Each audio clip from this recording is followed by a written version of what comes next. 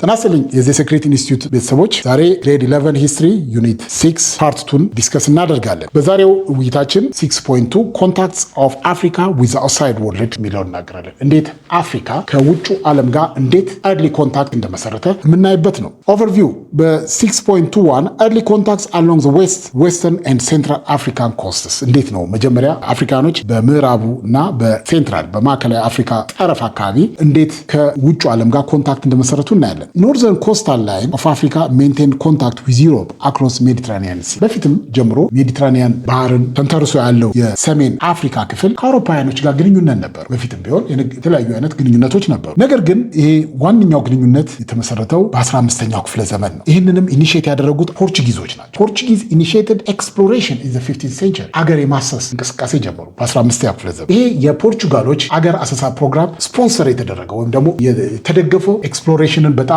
አፕሪሼት ያደርግ የነበረ አንድ ልዑል ነበረ። የፖርቹጋል ፕሪንስ ሄንሪ ዘ ናቪጌተር ይባላል። ፕሪንስ ሄንሪ ይህንን በከፍተኛ ሁኔታ ኦርጋናይዝ ያደረገው የናቪጌሽን ትምህርት ቤት በማቋቋም ጎበዝ ሴለሮችን ከተለያዩ አካባቢዎች አምቶ በማሰልጠን ይህን ነገር ስፖንሰር ያደረገው ፕሪንስ ሄንሪ ነው። ስለዚህ የፖርቹጊዝ ኤክስፕሎሬሽን ሁልጊዜ ሲነሳ ፕሪንስ ሄንሪ ዘ ናቪጌተር አብሮ ይነሳል። ምን ነበረ ሜን ሞቲቭ? ይሄ የኤክስፕሎሬሽን ይሄ የአገር አሰሳው ዋነኛ ሞቲቭ ወይም ደግሞ ድራይቪንግ ፎርሱ ምን ነበር ብለን ስንመለከት የመጀመሪያው ዳይሬክት አክሰስ ቱ ጎልድ ፕሮዲውሲንግ ኤሪያስ ወርቅ ሀብት የበለጸጉ አካባቢዎችን ፈልጎ ማግኘት ነው። የት ኢን ዌስት አፍሪካ ምዕራብ አፍሪካ ከፍተኛ የወርቅ ክምችት ያለበት አካባቢ እንደሆነ መረጃ ስለነበረ እነዛን አካባቢዎች ኤክስፕሎር አድርጎ ማግኘት ይሄ አንደኛው ድራይቪንግ ፎርሱ ነበረ፣ ምክንያቱ ነበረ። ሁለተኛው ግን ምክንያት ደግሞ ምን ነበረ? ኦቶማን ተርኮች ወደ ሩቅ ምስራቅ የሚወስደውን መንገድ ዘግተውታል። ይህንን ንግድ ብቻቸውን የተቆጣጠሩት አረብ ሚድልሜን ናቸው። በግመል በመሳሰሉት በላንድ ሩት በመሄድ ከሩቅ ምስራቅ በተለይ ሲልክ እና የተለያዩ ስፓይሶች ከሩቅ ምስራቅ በማምጣት አውሮፓ ውስጥ በከፍተኛ ዋጋ በመሸጥ ዋነኛ ተጠቃሚዎች ሆነው ነበር። ምክንያቱም በባህር ወደ ሩቅ ምስራቅ የሚወስደው መንገድ ኦቶማኖች ስለዘጉት፣ ኦቶማን ቱርኮች ስለዘጉት። ስለዚህ እነዚህን የአረብ ሚድልማንን ሮል ለማስቀረትና ቱርኮች የዘጉትን ወደ ሩቅ ምስራቅ የሚወስደውን መንገድ አማራጭ መንገድ ለመፈለግ አስፈላጊ ስለነበረ ነው ኤክስፕሎሬሽን ነው። ስለዚህ ሁለት ምክንያት፣ አንደኛ ጎልድ ሪች የሆኑ ዌስት አፍሪካን አካባቢዎችን ፈልጎ ማግኘት ፊዚካሊ ሄዶ መቆጣጠር፣ ሁለተኛው ደግሞ የንግድ መስመሩ ስለተዘጋ በጣም አትራፊ የሆነ የንግድ መስመር ስለተዘጋ ለሱ አማራጭ መንገድ መፈለግ ነው። በሳውዝ አፍሪካ በአፍሪካ ደቡባዊ ጫፍ በኩል አድርጎ ወደ ሩቅ ምስራቅ የሚወስድ መንገድ ካለ ሌላ አማራጭ ትሬድ ሩት ወይም ደግሞ የንግድ መስመር የጉዞ መስመር ለመፈለግ ነው። እነዚህ ዋነኛ ድራይቪንግ ፎርሶቹ ነበሩ። ኪ ኢቨንቶች ታዲያ ምንድን ናቸው? ዋና ዋና በዚህ ረገድ በዚህ በአገር አሰሳ ረገድ የተከናወኑ ዋና ዋና ድርጊቶች ምንድን ናቸው ስንል መጀመሪያ በ1415 ፖርቹጊዞች ሴውታ የምትባለውን ቦታ ተቆጣጠሩ። ሞሮኮ ላይ የምትገኝ ነች። ቱ ናቪጌት ዚ አፍሪካን ኮስት የአፍሪካን ጠረፋማ ቦታዎች ኤክስፕሎር ለማድረግ ቀስ እያሉ ለማሰስ መጀመሪያ ያደረጉት በ1415 ሴውታ የምትባለውን ቦታ የተቆጣጠሩበት ነው። ትንሽ ቆይተው በ1418 ዘይ ሪችድ አት ዘ ካናሪ አይላንድስ የሚባሉት ቦታ ላይ ደረሱ። እነዚህ ካናሪ አይላንድ ስፔኖች ይዘናቸዋል የሚሏቸው ቦታዎች ነበሩ። ፖርቹጊዞች ይህን ተቆጣጠሩ። በዛው ዓመት ዘይ ስታብሊሽድ ኤ ኮሎኒ አት ፖርቶ ሳንቶ የሚባል ቦታ ላይ ግዛት መሰረቱ ወይም ደግሞ ተቆጣጠሩ። ይሄ ፖርቶ ሳንቶ የሚገኘው ማዲራ አይላንድ ላይ ነው። ከ1409 እስከ 1496 ስፔኖች ኦራን የሚባለውን አካባቢ ይዘውት ነበር አልጄሪያ ላይ እና ሜሊላ የሚባል ሞሮኮ ላይ የያዙት ግዛት ነበር። በ1578 በሞሮኮና በፖርቹጊዝ መካከል የተደረገ አንድ ትልቅ ጦርነት ነበር። አልሳኪር ኩቢር ይባላል። አልሳኪር ኩቢር በ1578 በሞሮኮና በፖርቹጊዝ መካከል የተደረገ ጦርነት ነው። በዚህ ጦርነት ሞሮኮዎቹ ፖርቹጋሎችን አሸንፏቸዋል። ዚስ ሪዛልትድ ኢን ዘ ዲፊት መሸነፍ ብቻ ሳይሆን ይህንን የሞሮኮን ጦር ይመራ የነበረው የፖርቹጋልን ሰራዊት ይመራ የነበረው የፖርቹጋል ንጉስ ኪንግ ሰባስቲያን ፈርስት የተሸነፈበትና ድል የተደረገበት ጦርነት ነው። እሱና ሌሎች ብዙ እሱን ተከትሎ የነበሩ ትልልቅ ኖብሎች ተሸንፈዋል። ኤክስፓንሽን ኦፍ ፖርቹጊዝ ኢንፍሉዌንስ በኋላ ቀስ በቀስ እንዴት ነው የፖርቹጋል ኢንፍሉዌንስ እየተስፋፋ የመጣው? የኤክስፕሎሬሽን አቺቭመንት ውስጥ ምንድን ይመስላል ስንል ከ1430 እስከ 1490 ፖርቹጊዝ ሴለርስ ኤክስፕሎርድ ዘ ኢንታየር ዌስተርን ኮስት ኦፍ አፍሪካ የፖርቹጋል አገር አሳሾች ከ1430 እስከ 1490 ባለው ጊዜ ውስጥ የኢንታየር ዌስተርን የአፍሪካን ምዕራባዊ ጠረፎች ይዘው ያሰሱበት ጊዜ ነበር። ይህንን ሰሜን ጫፍ ተነስተው እስከ ኬፕ ኦፍ ጉድ ሆፕ የምንለው የአፍሪካ ጫፏ ነች። ሳውዘርን ቲፕ ኦፍ አፍሪካ ኬፕ ኦፍ ጉድ ሆፕ ትባላለች እና ጠቅላላ ይህንን መስመር እስከታች ድረስ ዌስተርን ኮስት ኦፍ አፍሪካን ኤክስፕሎር ያደረጉበት ጊዜ ነበረ። ይሄ ወደ 60 ዓመት የፈጀ ዘመን ይህን አካባቢ በሙሉ ፖርቹጊዝ አገር አሳሾች ያሰሱበት ነበር። ዌስተርን ኮስት ዘ ኢንታየር ዌስተርን ኮስት ኦፍ አፍሪካ ራውንዲንግ ኬፕ ኦፍ ጉድ ሆፕ መጨረሻ ላይ ኬፕ ኦፍ ጉድ ሆፕን ወይም ደግሞ የአፍሪካ ጫፏን ራውንድ አድርገው ዞረው የመጡበት ጊዜ ነው።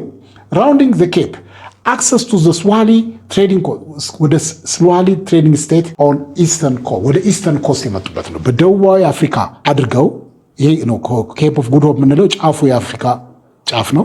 በዚህ ጋር አድርገው ወደ ኢስተርን ኮስት ኦፍ አፍሪካ የመጡበት ማርኪንግ a significant achievement in European exploration። ይሄ በጣም ትልቅ አቺቭመንት ነው። ምክንያቱም ለመጀመሪያ ጊዜ በዚህ በደቡባዊ አፍሪካ በኩል አድርገው ወደ ምስራቅ መጥተው ወደ ሩቅ ምስራቅ የሚወስደውን መንገድ ኤክስፕሎር ያገኙበት መንገድ ነው። ቅድም እንዳልነው የአውሮፓውያን ኤክስፕሎሬሽን ወይም ደግሞ አገር አሰሳ አንደኛው ምክንያት ምንድነው? አማራጭ ትሬድ ሩት መፈለግ ነው። የነበረው ትሬድ ሩት በኦቶማን ተርኮች ተዘግቷል። ስለዚህ ያንን ክሮስ አድርገው ወደ ሩቅ ምስራቅ መሄድ ስለማይችሉ በኬፕ ኦፍ ጉድ ሆፕ በአፍሪካ ደቡባዊ ጫፍ አድርገው ወደ ምስራቅ የሚወስደውን ወደ ሩቅ ምስራቅ የሚወስደውን መንገድ ማግኘት ነው። ይህንን ዲስከቨር ያደረጉበት ጊዜ ነው ይሄኛው። ስለዚህ it was a significant achievement in European exploration በአውሮፓውያን አገር አሰሳ ወይም ደግሞ ኤክስፕሎሬሽን ታሪክ ውስጥ ትልቅ ተርኒንግ ፖይንት ነበር። በመሆኑም they established European footholds along African coast በዚህ እንዲህ በማድረግ በእነዚህ አፍሪካን ኮስቶች ላይ እነዚህ በሄዱባቸው አፍሪካ ጠረፋማ አካባቢዎች ላይ ግዛታቸውን ወይም ደግሞ ትሬዲንግ ፖስት በማቋቋም ይዞታቸውን የመሰረቱበት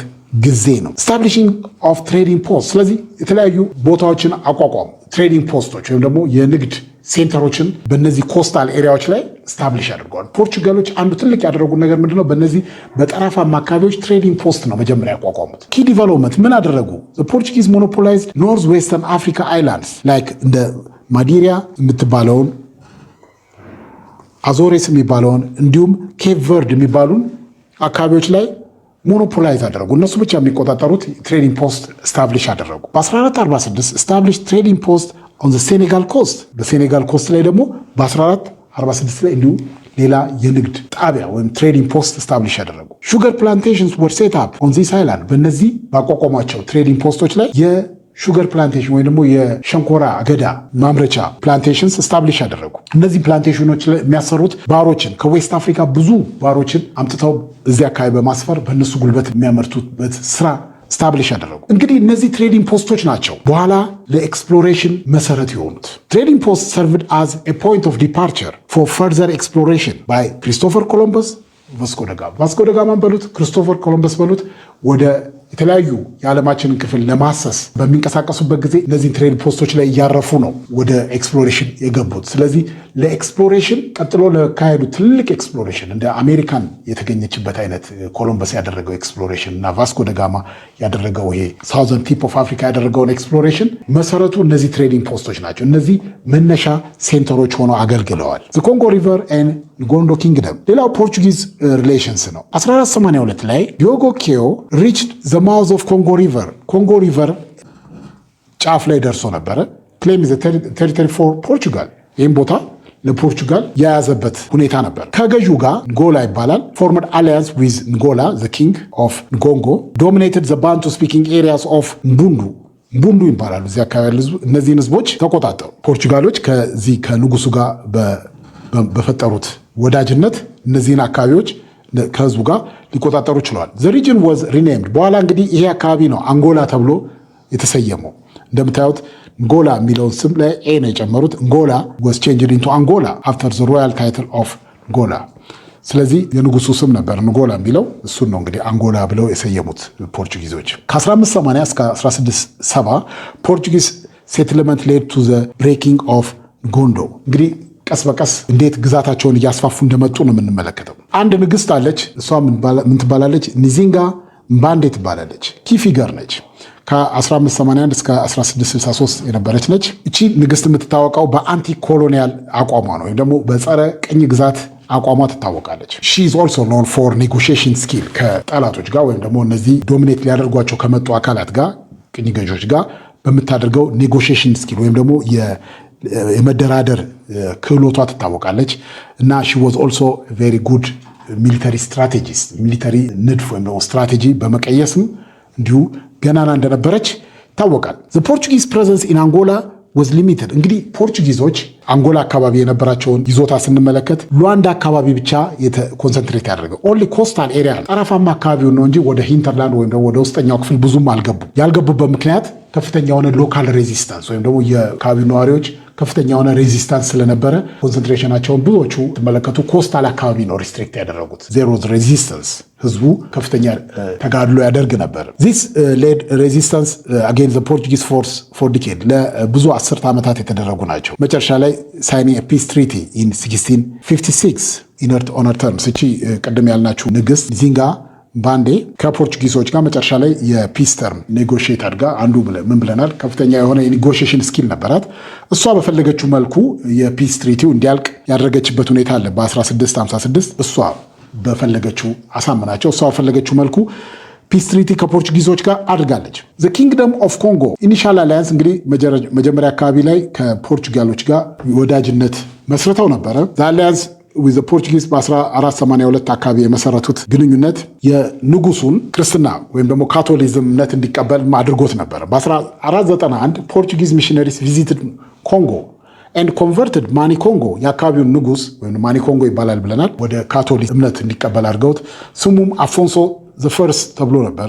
ይህ ንጉስ መንግስቱን ሁሉ ልክ የፖርቹጊዝን ሲስተም ኢምፕሊመንት ለማድረግ ሞክሮ ነበረ and he was actively involved in the slave trade። መጨረሻ ላይ ግን የኮንጎ ኪንግደም እያሽቆለቆለ ሊመጣ ቻለ። ፖርቹጊዞች በመጀመሪያ በነበራቸው ወዳጅነት ሊቀጥሉ አልቻሉም። አልፎንሶም ካቶሊዝም እምነት ከተቀበለ በኋላ ያንን እምነት ህዝቡ ላይ ለመጫን ባደረገው ሙከራ ከፍተኛ ተቃውሞ ገጥሞታል። and in 1665 Portuguese invasion resulted in the capture of Mani Congo። መጀመሪያ በወዳጅነት የተጀመረው ግንኙነት መጨረሻ ላይ ፖርቹጊዞች ንጉሱን ጭምር በቁጥጥር ስር ሊያውሉ ችለዋል። ጦርነት ገጠሙ፣ ንጉሱን በቁጥጥር ስር አዋሉት እና የኮንጎ ኢንዲፔንደንስም እዚህ ላይ አበቃ። ራሷን የቻለች መንግስት የነበረችው ኮንጎ ለመሸነፍ በቃች። ስለዚህ ለኮንጎ መውደቅ ኢንተርናል አንሬስት caused by Portuguese slave trade ፖርቹጊዞች ከፍተኛ የሆነ የባሪያ ፍንገላ ያካሂዱ ነበረ። ይሄ ከፍተኛ ተቃውሞ በህዝብ ዘንድ አስነሳ። የንጉሱም እምነቱም የካቶሊክ እምነትም ህዝቡ ላይ በግድ ለመጫን ያደረገው ሁሉ ተደማምሮ ከፍተኛ ተቃውሞ አስነሳ። ይሄ ሁለቱ ተደማምሮ ለመንግስቱ መዳከም ዋነኛ ምክንያት ሆኗል። contribute to the kingdom collapse toward the end of 17th century ይሄ ሁሉ ተደማምሮ በ17ኛው ክፍለ ዘመን ኪንግደሙ ሊፈርስ ችሏል። የቫስኮ ደጋማ ቮያጅ ምን ይመስላል የሚለውን ስንመለከት ቫስኮ ደጋማ ከ1497 እስከ 1798 ቫስኮ ደጋማ ሴልድ አራውንድ ዘ ኬፕ ኦፍ ጉድ ሆፕ ወይም ደግሞ የሳውዘርን ቲፕ ኦፍ አፍሪካ በሱ በኩል አድርጎ ወደ ማሊንዲና ሞምባሳ ያደረገውን ጉዞ ያደረገበት ነው። ይህንን ጉዞ ካደረገ በኋላ ቅድም እንዳልነው ይሄ ጉዞ በሳውዘርን ቲፕ በአፍሪካ ደቡባዊ ጫፍ በኩል አድርጎ ወደ ምስራቅ ያደረገው ጉዞ በጣም ከፍተኛ የሆነ አቺቭመንት አምጥቷል። ከፍተኛ የሆነ ተርኒንግ ፖይንት ነው ከትሬድ ሩቱ ጋር በተገናኘ እንደተናገር ነው እና ይህን ሳውዘርን ቲፕ ኦፍ አፍሪካ በማቋረጥ መጨረሻ ላይ ማሊንዲና ሞምባሳ አካባቢ ላይ ላንድ ሊያደርግ ችሏል። ይህን አካባቢ ካየ በኋላ ሂ ሪፖርትድ የዚህ የስዋሂሊ ኮስት የስዋሂሊ ሲቲ ኢስተርን ኮስት ላይ ያለውን የስዋሂሊ ሲቲ እንዴት የበለጸገ አካባቢ እንደሆነ ሪፖርት ያደርጋል። ይህን ሪፖርት በማድረጉ ቫስኮ ደጋማ ይህን ሪፖርት በማድረጉ የፖርቹጊዞች ይህን አካባቢ ለማወቅ ይህን አካባቢ ኤክስፕሎር ለማድረግ ከፍተኛ ጉጉት እንዲያዳብሩ አድርጓል። ስለዚህ አንዱ በከፍተኛ ሁኔታ የኤክስፕሎሬሽኑ እንዲካሄድ ያደረገው የቫስኮ ደጋማ መጀመሪያ አካባቢውን ቃኝቶ ስለዚህ አካባቢ ያደረገው ሪፖርት ነው። ስለዚህ ሪፖርት ዘ ዌልዝ ኦፍ ዘ ስዋሂሊ ሲቲስ ፕሮምፕቲንግ ፖርቹጊዝ ፍሊት ቱ ካፕቸር ዲስ ሲቲስ ኤንድ ዲስረፕት ሎካል ትሬድ በአካባቢ የነበረውን አካባቢያዊ ንግድ ወይም ሎካል ትሬድ በማደናቀፍ ይህን አካባቢ ፖርቹጋሎች እንዲቆጣጠሩት ትልቅ ምክንያት የሆነው የቫስኮ ደጋማ ይህን አካባቢ ጎብኝቶ ያደረገው ሪፖርት ነው። ፖርቹጊዝ ኢንፍሉዌንስ ኢን ኢስት አፍሪካ እንዴት ምን ይመስል ነበር? የፖርቹጋሎች በዚህ አካባቢ ያመጡት ተጽዕኖ። ትሬድ ኤንድ ሚሊተሪ ኤክስፓንሽን ዘ ኤስታብሊሽ ትሬዲንግ ኤንድ ሚሊተሪ ፖስትስ እንግዲህ እንዳልነው ኮስታል አካባቢ ላይ ትሬዲንግ ፖስት ይመሰርታሉ። ትሬዲንግ ፖስቱን ለመከታተል ፕሮቴክት ለማድረግ ከኢንተርናል ተቃውሞና ፎሬን ራይቫል የውጭ ተቀናቃኞቻቸው ፕሮቴክት ለማድረግ ደግሞ ሚሊተሪ ፖስትም አብረው ያቋቁሙ ነበር። ምክንያቱም ትሬዲንግ ፖስታቸውን መከላከል ስላለባቸው ከተለያዩ ጥቃቶች። ስለዚህ ይህንን ትሬዲንግ ፖስትና ሚሊተሪ ፖስት ሞዛምቢካን ኮስት ዛሬ ሞዛምቢክ የምንላት ጠረፋማ አካባቢ ነው። እዛ አካባቢ ላይ ስታብሊሽ አደረጉ። they attempted to control gold mines in ዚምባብዌ ዚምባብዌ ውስጥ ያሉ የወርቅ ያለባቸውን አካባቢዎች ለመቆጣጠር ሞከሩ። በወቅቱ እነዚህ አካባቢዎች ሮዚ ኪንግደም እንዳየነው ግሬ ዚምባብዌ ከወደቀች በኋላ የተነሱ ኢምፓየሮች ነበሩ። አንዱ ሮዝዊ ነበረ። ይህም የጎልድ ማይንስ በወቅቱ ያስተዳድሩ የነበሩት ሮዚ ኪንግደም ነበሩ። በኋላ ሙዌኔ ሞታፓ ኪንግደምን በቁጥጥር ስር አውለዋል። በ1573 ሙዌኔ ሞታፓ they gain influence over ሙዌኔ ሞታፓ leading to increased Portuguese control of the local affairs እንግዲህ ሙዌኔ ሞታፓን ተቆጣጠሩት። አብዛኛው የመንግስቱን ሁኔታ ሁሉ በቁጥራቸው ስር ያደረጉበት ነው። በኋላ እንዴት ነው የፖርቹጊዝ ኮንትሮል ሊዳከም የቻለው የሚለውን ስንመለከት ሬዚስታንስ እና መጨረሻ ላይ ደግሞ እንዴት ከአካባቢው ኤክስፔል ወይ እንደተባረሩ እንመለከታለን። ፖርቹጊዝ ጌን ኢንፍሉዌንስ ኢን ዘ ኖርዘርን ኪንግደም ኦፍ ሙዌኔ ሞታፓ። እንግዲህ ሙዌኔ ሞታፓ ላይ ኢንፍሉዌንስ ነበራቸው ብለናል። መጀመሪያ ንጉሱን ፐርሱዌድ አድርገው ትልልቅ የወርቅ የማዕድን ማውጫ ቦታዎችን ተቆጣጠሩ። ዛምቤዚ ሪቨር አካባቢ ላይ ሴትል አደረጉ። ፖርቹጊዝ ሴትለርስ ሶት ግሬተር ኮንትሮል ኦፍ ዘ ኪንግደም አፌርስ። ቀስ በቀስ የመንግስቱን አሰራር ሁሉ ተቆጣጠሩ። ማለት ከፍተኛ ተጽዕኖ ያደርጉበት ጀመር፣ ተቆጣጠሩት የሙዌኔ ሞታፓ መንግስት። በ1828 እስከ 19 ፖርቹጊዝ ዲፊትድ ሙዌኔ ሞታፓ ፎርስ። ራሱን መጨረሻ ላይ ሰራዊቱን በማሸነፍ ተቆጣጠሩት። ይሄ የሃይድ አፍሪካን ሶልጀርስ ሜኪንግ ዘ ኪንግ። በኋላ ንጉሱን ሙዌኔ ሞታፓውን ፑፔት አደረጉት፣ ወይም ደግሞ ለስሙ የተቀመጠ አሻንጉሊት፣ ነገር ግን ሁሉን ነገር የተቆጣጠሩት ፖርቹጊዞች ሆኑ። ቀጥለው 1693 ላይ ዘሮዚ ሌድ ባይ ሻንጋሜር ኤክስፔል ዘ ፖርቹጊዝ ፍሮም ዘ ሪጅን። እንግዲህ ዘሮዚ ናቸው። ቅድም ከዚህ በፊትም እንዳለው ዘሮዚ በሻንጋሜር የሚባል መሪያቸው አማካኝነት ፖርቹጊዞችን ከአካባቢው ለማስወጣት ችለዋል። ኢንድ ኦፍ ዘ 17th ሴንቸሪ ፖርቹጊዝ ኤክስፔል ፍሮም ኢስት አፍሪካን ፖርትስ ባይ አረብ። በኋላ አንደኛው ሙሉ ለሙሉ ከኢስት አፍሪካን ፖርትስ ሊወጡ የቻሉት ደግሞ በአረቦች የኦማን አረቦች ተሸንፈው። ዚስ የዛሬውን ትምህርታችንን በዚህ እናጠናቃለን። ለነበረን ጊዜ አመሰግናለሁ።